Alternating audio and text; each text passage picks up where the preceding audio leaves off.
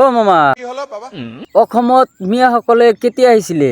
মিয়াসকল আগত আহিছে। হয় নেকি? আমাৰ অসমীয়া মানুহ কেতিয়া আহিছিলে? অসমত অসমীয়া পিছত আহিছিলে। হা। অ মিয়াসকল আগত আহিছিলে। অসমত অসমীয়া পিছত আহিছিলে। মিয়াসকল আগত আহিছে।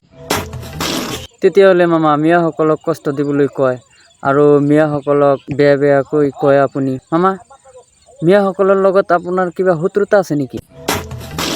মিয়া মানুহৰ লগত আমাৰ শত্ৰুতা নাই।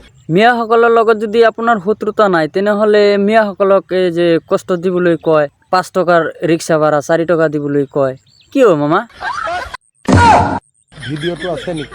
অ মামা ভিডিঅ'টো আছে। আপুনি কৈছিলে মিয়াসকলক কষ্ট দিবলৈ, চাই লওক এবাৰ। যোনে যেনেকে পাৰে মিয়াক কষ্ট দিয়ক না, আপুনিও দিয়ক না। এইবিলাক কোনো ইছ্যু নহয়। হিমন্ত বিশ্ব শৰ্মা আৰু বিজেপিয়ে ডাইৰেক্ট মিয়াৰ এগেইনষ্টত আছে। ৰিক্সাত উঠিলে 5 টকা ভাড়া হলে 4 টকা দিয়ে। কিয় এইবোৰ অদৰকাৰী কথা, ফাল্টু কথা? মামা এইবিলাক আপুনি কি বকি আছে মামা?